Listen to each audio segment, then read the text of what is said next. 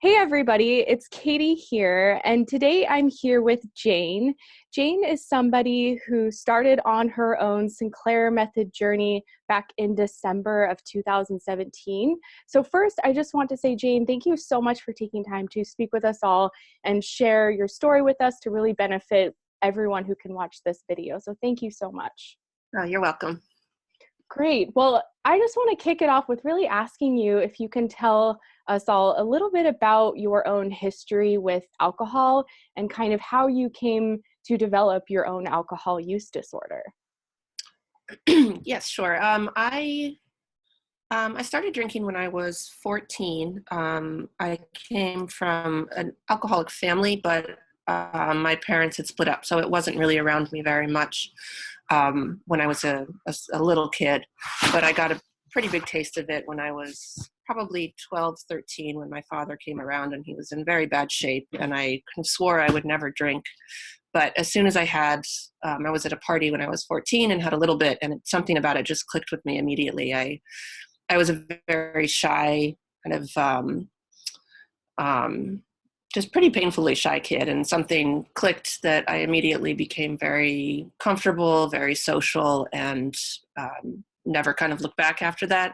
It took a long time, and I always drank a lot through junior high, through high school, whatever I could get my hands on, and then through college. It didn't really get to be bad until I would say my mid to late 30s, when I started to kind of isolate more, having a lot more blackouts, having a lot of benders. It would interfere a lot with work. I would be drinking at work. And yeah, my father always said that at some point it would go from being fun to being something you couldn't turn off. And by the time it wasn't fun anymore, you wouldn't be able to stop. So I figured I had reached that point in my late 30s, but I loved it so much, even though it was causing so much trouble and so much like risk to my job, risk to my health and relationships. But it still was something I tried to fight. I tried to cut back in every way possible. Tried to count the number of drinks I was going to have per week. The amount per night. I would switch from vodka to beer to wine, get less alcohol to have at home for one evening, but then I'd always end up going out and getting more. There were always ways around any kind of limit I put on it. I tend to break. I always had good intentions in the morning, but by that evening it was all pretty much shot to hell. So that went on for a lot of years. And then I got to a point when I was about 41, I think, where I just realized I had to stop. So I found my way to AA, and very reluctantly, but I was at a kind of a health point and just taking too many risks. So I ended up stopping in AA in a pretty miserable state for about 14 months. And eventually I just thought, oh, maybe I was just depressed. Maybe I could control it now. All those kind of mind games that you play. Yeah. And started drinking again. And it went okay for a couple of years after that. And then just started to kind of the old things that would happen started to creep back up. Wow. And it was getting in the way of work and my relationships again. And so I got to the point again where I was either had to kind of stop or just let it ruin everything. And that's when I found this. Wow. Yeah. That's amazing. That's amazing you went to AA and were able to go, I mean, you said 14 months. That's a really long time and a huge milestone for a lot of people. Because can I ask, what was that like for you, I guess, quitting when you were in AA and going that 14 months compared to now, since it's been, we're approaching 14 months since you've been on the Sinclair Method. What has that been like, the comparison of the two? Oh my God, it was like night and day. I just kind of let people there kind of just tell me what to do. And I went to a meeting every day for 90 days, like they tell you to do. I I got a sponsor. I did all of the speaking things I was supposed to do, the chips, I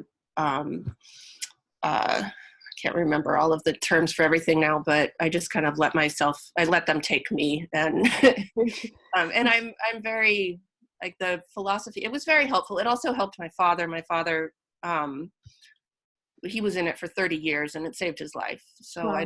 I can't say, I can't say bad things about it because it helps a lot of people, but I knew it wasn't for me, but I knew I kind of needed something. But yeah, and I just hated it. I didn't like giving yourself up to God. I'm not a religious person. Mm-hmm. I know that a lot of people take the God and make it something else, but Mm-hmm. I didn't want to say that I was giving up control of my everything to something else so it just didn't ever really clicked with me, the philosophy. But with this, it was like with the TSM, it was instant. Like, I started taking the pills about a year ago in December, and I cut down by half almost immediately. Wow. And it was never a struggle. It was never I never felt the panic that I would feel like giving up before. There was always such that build up to not being able to have the drink the next day. And now even a month or two in, I still drink. I still have a way to go. I haven't reached the extinction part yet. Mm-hmm. But it's just, yeah, it was like night and day between the two. So can you say more there, what you were saying, how you kind of had the fear of like not being able to drink when you went just kind of the cold turkey abstinence route. Um, is that fear now gone with the Sinclair method because you can drink under control, or what's like your perception of alcohol nowadays, now that you've been taking the medication in combination with it and been on the Sinclair method for over a year? Yeah, I don't have I mean, it might be different if I were going on Sinclair to never drink again. There might be that kind of panic or that fear, but the Sinclair or the Naltrexone or the combination of the two just kind of takes away that, like, it doesn't take over my mind, like the thought of alcohol. I don't think about it when I wake up. I don't think about it like when I'm going to get the drink on the way home, or whether I'm going to get the drink or not, or how I'm going to be able to work it in to that day, if drinking into that day, if I don't have social plans. Like, am I going to be able to drink at night, or am I going to have to make up an excuse to go out? And when I lived alone, it was easy because I could just go home and drink. But now that I'm married and I kind of have to be accountable, Yeah. so it became more complicated in a good way, because I had to kind of show up and be responsible. But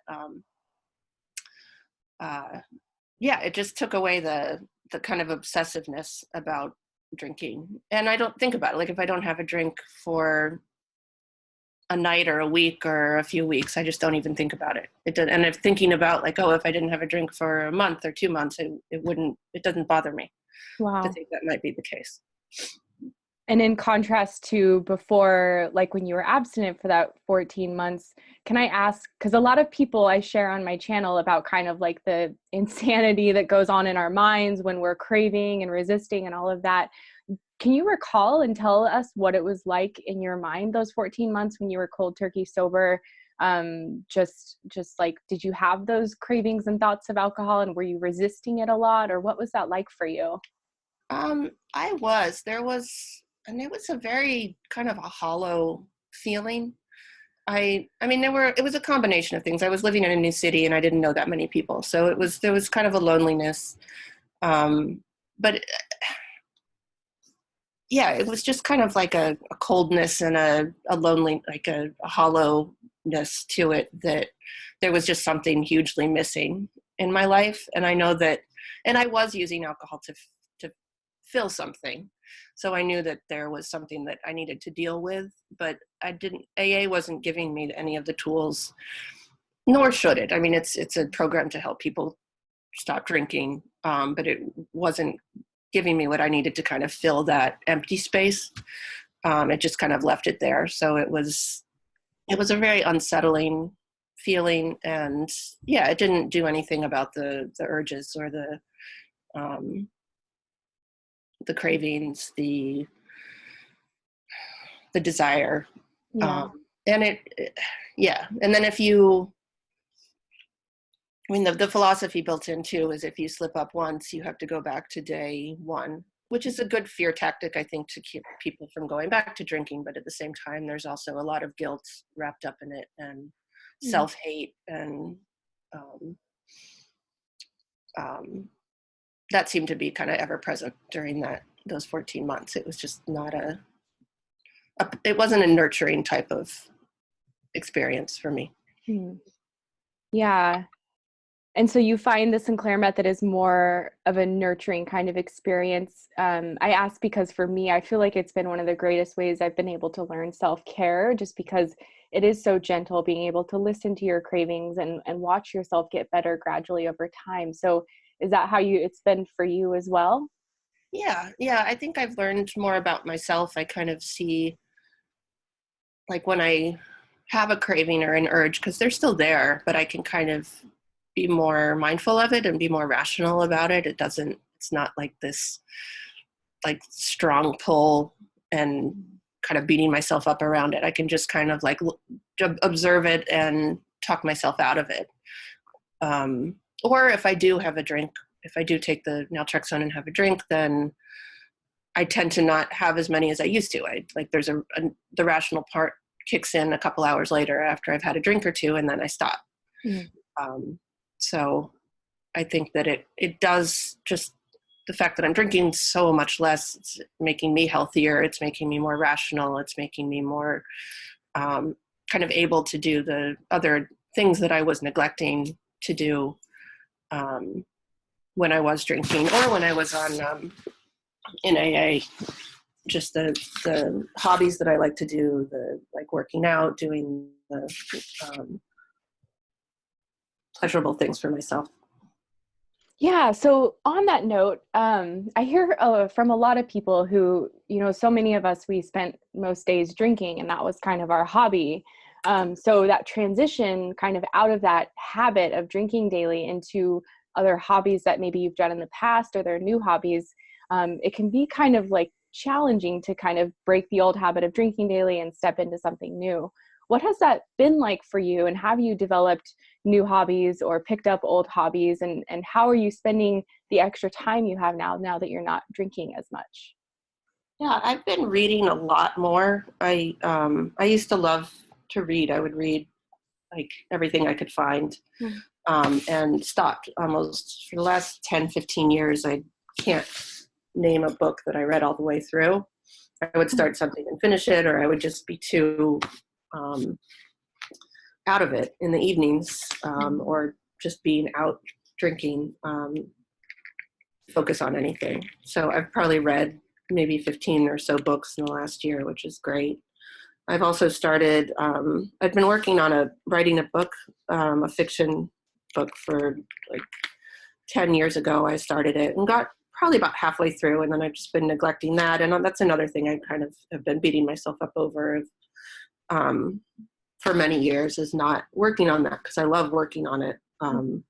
So I've been working with someone on that a lot in the last year. So I've been making a lot of progress on that. So that feels really great. That's amazing. That's really cool.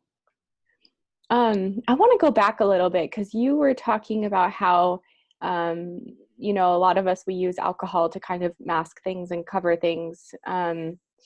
Has that been a challenge for you, getting alcohol out of your life more, where things have come up, emotions or fears or feelings that you've kind of had to face? And if so, like, what have been your tactics to navigate those tough things and tough experiences?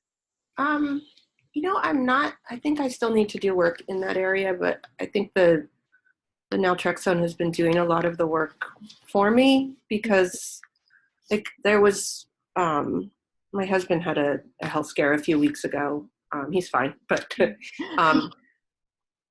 my immediate response the next day was I wanted to drink. Like, I thought about it in the morning. I thought about it, like I didn't, but that in the past, I would have just kind of been probably on a bender after that. But I waited until evening, but I did drink that night more than I had on naltrexone. but it stopped me Yeah. it stopped it from turning into a bender. It stopped from turning into me being hungover or having to hide anything or make excuses or miss work. So I think that even though I still need to build up some of my own defenses, it's helping me. It's putting up a wall or a roadblock for me, and then I can kind of, when I see that that's happening, then I can kind of work on things myself. Yeah, that sounds amazing. It's almost like it allows you to be like, less entrenched in the experience and more removed from it. And those little wins too, where you notice, oh my gosh, a traumatic event happens, and before I would have been on a bender and blackout drunk, and now I'm mindfully drinking in the evening a reasonable amount. It's just like, wow, it's so empowering. Yeah, it's really amazing. So I want to ask you, I know you were an earlier responder, it sounds like, on the medication, which is great. And of course, that's not true for everybody. But did you have any side effects to the medication early on? And what has it been like for you? If you could describe it to somebody, what's it like drinking on the naltrexone medication? Um, I would say I was an early responder, but I also not, it's been 14 months and I'm still drinking. Mhm. I'd like to cut back more, and I'm hoping that it continues to work. And from what I've heard, some people it takes longer, so I'm not too worried. But I would say that drinking, I don't have the desire to drink. I have like the habit, I think, Mm. of thinking that I want to drink. So especially on like a Friday or Saturday night, or if I'm out with to dinner or out with friends or with colleagues or something, I think it's a trigger reaction. So even though I don't like the thought of having a glass of wine doesn't sound appealing, I'll still do it. Mhm. And the first drink doesn't really do anything. I kind of drink it slowly and I don't really want it. The second one, I start to feel a little relaxed maybe, but beyond that, I don't have any of the effects that I used to. I don't get drunk. I don't get, I could probably have four Mm. and might feel a tiny bit tipsy, but it's not. And I think that's probably why my brain triggers that I stop or slow down, just because it's not doing what it used to do. Exactly. Um, Something else I was going to say, but now I forgot. That's okay. If it comes back, you can drop it in. Okay. Did I answer the question? Yeah, well, and I guess I would just want to know more, like, you did describe the experience, like it's different than before, would you say, like from drinking before? It sounds like it's giving you that off switch and you're not chasing the next glass so often. Yeah, but it's still, there's still an enjoyable something about it. I don't know if it's a placebo type of thing, just the fact that it's alcohol and that I'm out with friends or with my husband or something, and it's nice to have a drink. Yeah. Because if I'm not getting the same response from it, then I could be drinking water and be just as happy. But there's something about having a drink that still uh, feels right. Yeah. And I know Certainly. that's been different for you. You said you have drinks a couple times a year or something. It's very rare. Yeah, I haven't drank in 5 months and I don't know when I'll drink again. I'm about a year and a half on the Sinclair Method, and that was unexpected to me. My intention was just to be a moderate drinker, but I've, just lost interest to the point where I am like, the other day I was at the grocery store and walked by the beer aisle and I like gagged a little bit thinking of Wow. beer. So I was like, whoa, I can't believe that just happened. That's great. Yeah. So can I ask then, what were your goals when you first went on this method? Did you want to be abstinent or did you want to moderate? What were your goals and are they still the same now? My goal would have been to moderate, just to be like a normal, quote unquote, normal drinker. Yeah. To be able to have drinks with friends, with colleagues, on holidays, on like not every day, not any evenings to excess, not to think about it all the time, just to have it be kind of an exception and not a rule. I think I'm definitely not all the way there, but the progress has been so amazing that I'm very happy with where I am.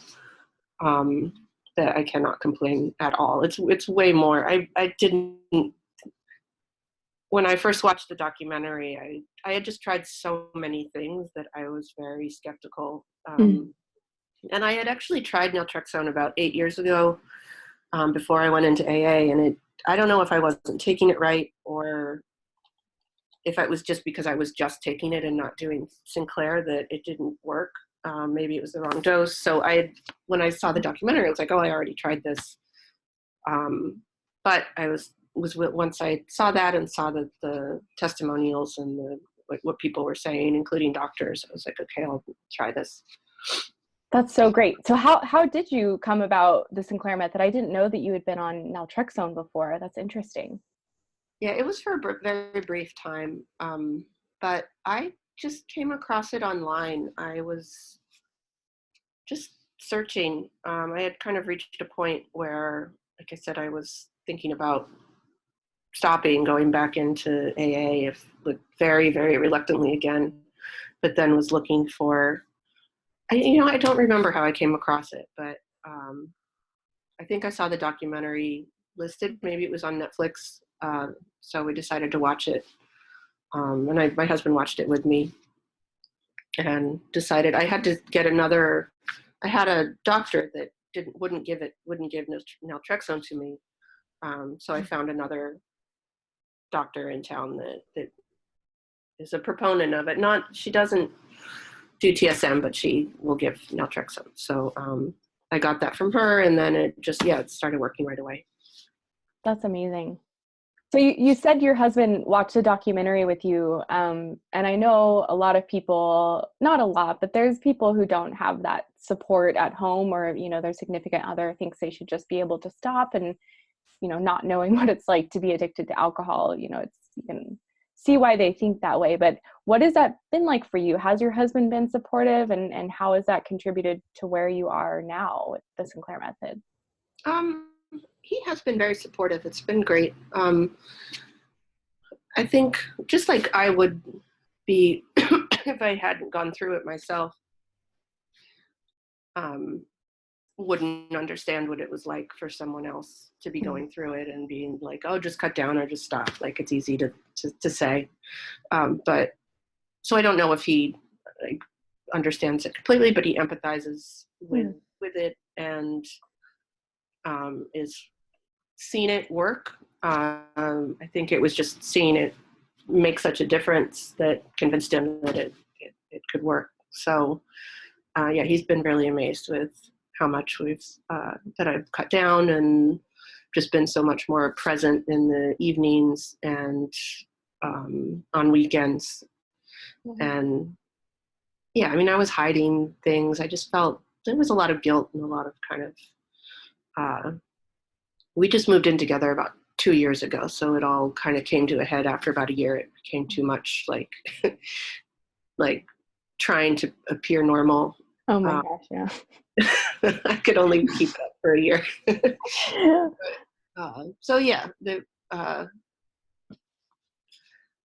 It's been great. He's been great, and it's been working great. That's awesome. I can relate with my husband too. I feel like that's really what it came to a head, because my husband's a very moderate drinker, like maybe 1 or 2 glasses a week, and he'd see me finishing a whole bottle or just becoming totally intoxicated, and he's like, what's going on here? And thankfully that's right around when I found TSM. Yeah, that's great.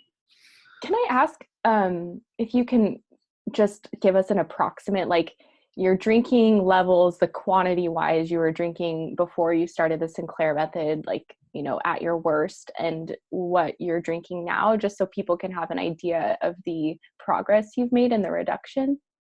Yeah, I wish I had kept a better log, but I would say on weeknights, because I have a 9-to-5 job, on weeknights before, it was usually about 1.5 to 2 bottles of wine a night. on weeknights, and then on weekends, if I was in a hermit mode, like on a bender, it was kind of like around the clock drinking. Like I'd get a bottle of vodka or something, and so it would be hard to put a number on that. Yeah. Those would usually go on. I mean, I could usually keep it to the weekend, but it would often slip into Mondays, and I'd either show up late to work or just take off Mondays, kind of work from home. Yeah. And then now, and that was the last maybe 4 or 5 years. I would say before I was in AA, it was more than that. Wow. My last few years before I went in, I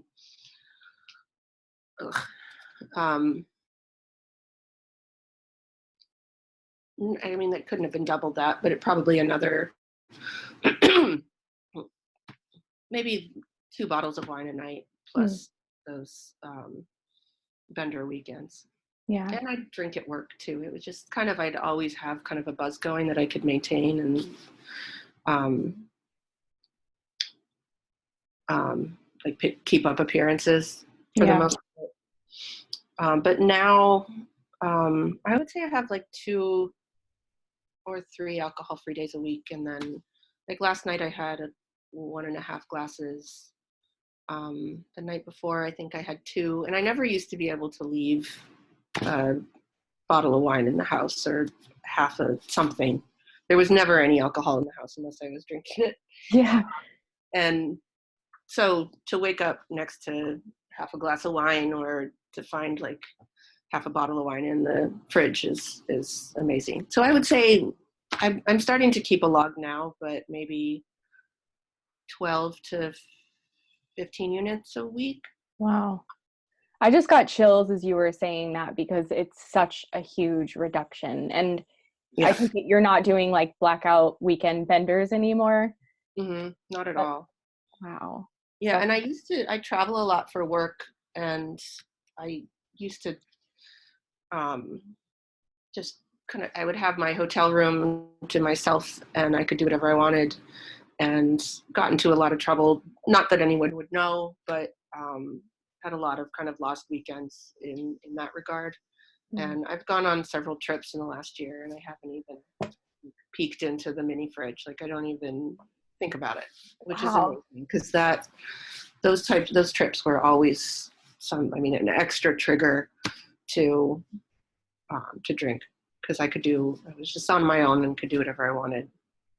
Yeah, and those little wins that, they might appear small on the outside, but like what that means to you to have that power back, and, not be craving it and just resisting it, but just not even occur to you to go to the fridge anymore. It's just, I can imagine what an amazing feeling that is for you. Yeah. And I've heard some people say like, oh, you go back to the way you used to drink when it was normal, but I don't know if I ever had that. So it's weird to be able to drink normally kind of for the first time ever. Like I started when I was a teenager. Like it didn't get dangerously bad until 10 years ago, but even when I was in college and after college, it was still a focus of my life. Like it wasn't infringing on my health or job, but it was still always, I was always one of the boys, like always kind of the fixture at the bar or the fixture at the liquor store. Always would immediately reach for whatever it was that whatever my thing was for that month. They knew me. They knew, like I would go to different liquor stores so they didn't see me more than once in a 2-day period, or just those little tricks you do to keep yourself from feeling too horrible about it. Yeah. Oh yeah. I think most, if not all of us, can relate to that. We know which stores we go to on which days. Yeah. Oh man. So you mentioned earlier that you come from a family of alcoholics. Is this something, the Sinclair Method and Naltrexone, have you spoken with your family and friends about it? Do you know others who have started this because of you, or what's it been like for you sharing it with your personal people that are close to you? I really only told my husband and like a close friend of mine, Mm. who is not a big drinker. I haven't, it's my father's side of the family, and I'm not very close with them. Mm. So I haven't really talked to anybody about it. And it was mostly my father's generation. Like Mm. I'm not that close with anyone of my generation. So um, at least no one that I know has an issue with it. Yeah. So my father's kind of message to me that it would hit me and I would definitely become an alcoholic, although it did hit me at some point. It doesn't seem to have happened to all the other people in my cousins, on that side of the family. Like he claimed it eventually hits everybody in our family, but some Yeah. people do avoid it. Yeah, and I think, that's the great thing about TSM. Like, people can do this as discreetly as they want. I know people who haven't even told their spouse. Like, you can do it for yourself and you don't have to tell anybody. And, for me, I didn't tell anybody close to me except for my husband and my sister for a long time. And it was kind of hard to tell people because there's a lot of skepticism, or they just don't really care about it. Yeah. But I just want to say, like, that is the great thing. You can do it discreetly. You don't have to tell people. You don't have to admit that you're an alcoholic. You can just take care of it privately on your own. Yeah. There are a few people now that I've kind of a year into it. There's a few people I know that I had to kind of distance myself from, just because they were even further along than me. And every time I went out with them, it was just turned into a big nightmare. So I don't see them very often, but I'm thinking of telling them about it just to see. I think it would help them immensely, and if they were open to it. So, Yeah. and like I mentioned, I want to go to the groups here. There's a pretty strong moderation management group in New York. Yeah. I think they have 3 or 4 meetings a week with different. There's a women's meeting and then a few others. So I could definitely talk about it there, because that's exactly what I think. That's the audience for something like this, I think, Definitely. rather than AA, which I think would be not a good place to kind of just approach people. Yeah. But That's great. Can I ask, was there anything that surprised you about the Sinclair Method? You watched the documentary and did your research and even had taken Naltrexone before. Was there anything that came up or happened that was a shock or a surprise to you, good or bad? I was surprised that it worked on me. Like It worked. That was surprising enough. yeah, I had tried, like you said, I had tried everything, and yeah, I thought my brain was wired in a certain way, and that it was just a wishful thinking. So I was, and what another surprise was that more people don't know about it, and that doctors and that like the kind of the recovery community, not that I'm not tuned into it, but I was just amazed that it's not more talked about, that it's not more prescribed, that it's like a fix for something that is like hurting and killing so many people and destroying lives. It's just something that can work and can normalize. Yeah. Something that can be so devastating is surprising to me. So I want to help if I can, but I just don't have a little voice in a big giant pond of things. So I think it's great that you're doing this, and that Claudia's doing what she's doing. Yeah, and for you to be able to share your story in this way, this is going to reach thousands of people over time. And so it's really going to have an impact to hear from others who, we can relate so much with the amount you were drinking before and the struggles and the torment and even abstinence and sobriety, and then, going back to drinking. I really want to thank you for sharing your story with us. Oh yeah, my pleasure. Yeah, I guess like maybe to kind of start wrapping up here, if Sure. you were to be giving advice to anybody who's new to the Sinclair Method or who's been struggling with alcohol and they're looking for something, what would you tell people who are, just learning about this? Maybe they're skeptical or anything, what would you say based on this experience you've had this past year?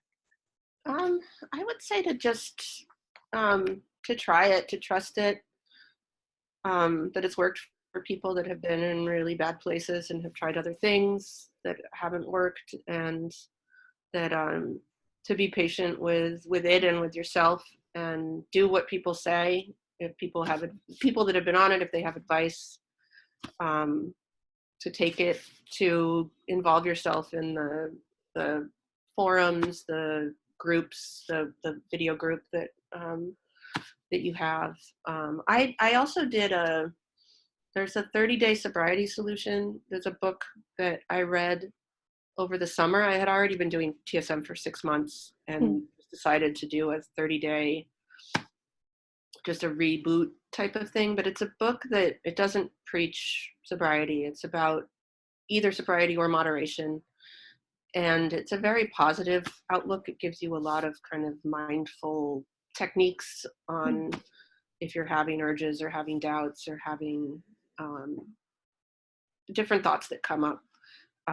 So even if you're not going through a 30-day thing, it's still a good, like, kind of chapter by chapter thing to look for, not ways to be positive about the change, I think. And what's that book called?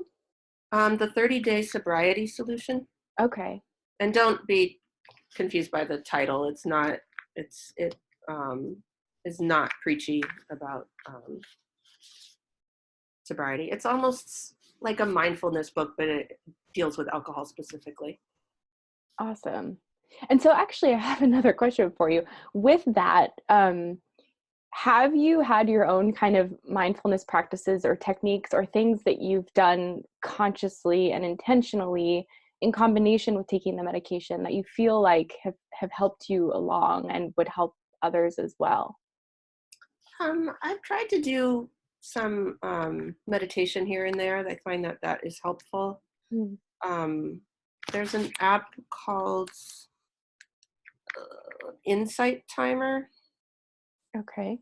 That has a lot of different teachers. Then you can pick meditations that are like 10 minutes long up to like an hour long. And there are some teachers that specifically work on addiction and urges and things like that. Awesome. Yeah, is there anything else you want to add or share before we wrap up? I feel like this has been such a rich conversation, and just thank you for sharing so authentically. Oh, you're welcome. No, I think we covered everything that I wanted to say. Yeah. Okay. Well, thank you so much for taking this time. It was really awesome to talk with you and hear about your story and where you're at now with the Sinclair Method, and really enjoyed this time. Yeah, thank you. Like I said, it's really great what you're doing, and I hope that more people hear about it and use it and benefit from it. I think it's life-changing. So Yeah. we'll need to know. It really is. People do need to know. Well, thank you for helping spread the word. Thank you. I'll talk to you later. Okay, take care. Bye. Bye-bye.